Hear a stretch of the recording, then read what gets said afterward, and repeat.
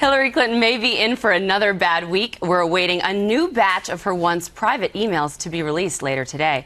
The State Department is expected to post more than, get this, 6,000 pages on its website, the largest batch of her messages made public thus far.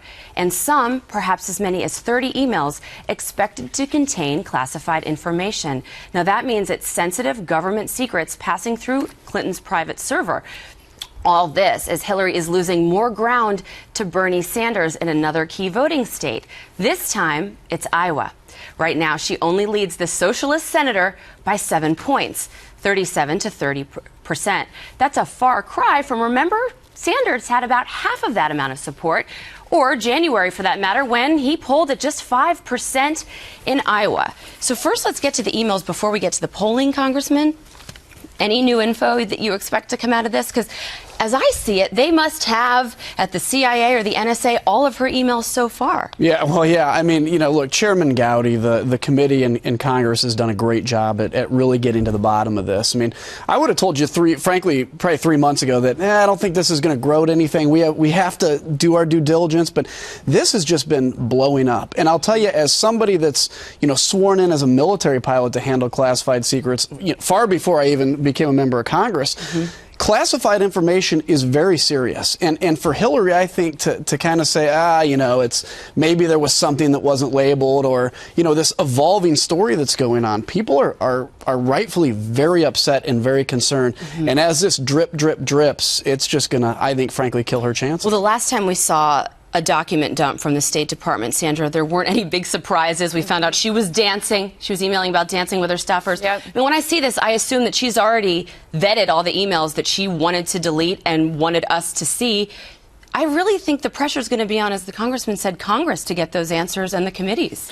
Yeah, but I think that there still could be, obviously, some news that comes out of this. I mean, 6,000 or so, something might have gotten loose in there that we'll find out about. But I think it's interesting when you look at the polls, and somebody was looking at the poll and summarized it, the numbers show more of a decline in support for Clinton than an increase in support for Sanders. And I think that's an important distinction to make when you look at these polls.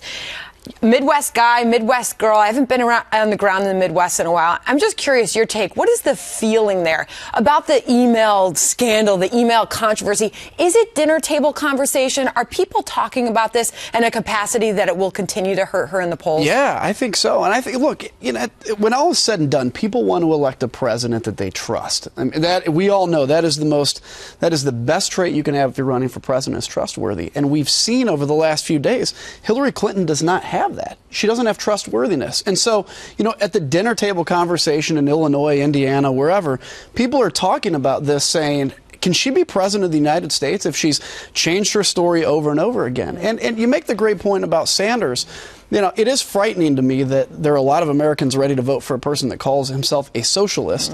But beyond that, I think it just shows that the Democrats Well, it just shows socialism has never been popular in this country. It will never work in this country. Most people know that, but he so far is the best alternative. What I will say about the emails is there is no good news for Hillary Clinton in these emails, because we all know she deleted the personal ones. So the ones where she saved the kittens from the burning truck and the ones where she single-handedly brought the orphans back from Honduras, all those have been deleted. We'll never see them again. So all that's left are her personal missives, which we now know have already been redesignated more times than Marie Osmond's weight. That's why I think that we're not even going to see anything in these emails. I mean, the last one was a big snooze. But again, Emac, you have to assume that either the NSA, the CIA, whoever was on the other side of those emails, they have all of the emails. So she can say that she deleted them. She can say that she's being transparent.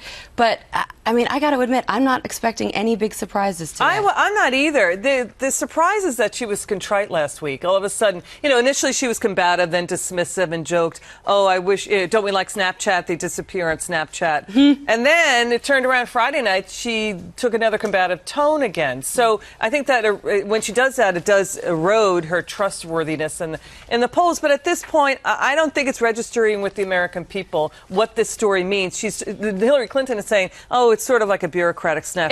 That's why it's not getting any traction. It betrays the panic in her campaign when she's shifting that quickly from being a horrible comedian to, you know, all of a sudden saying, I am so sorry. You know, this was a bad idea. Either, you know, like we've said on this couch many, many times before, either it's gross incompetence or she has some something to hide. Either of those two speak to your point that she's not a trustworthy candidate. That's right. Or it's both.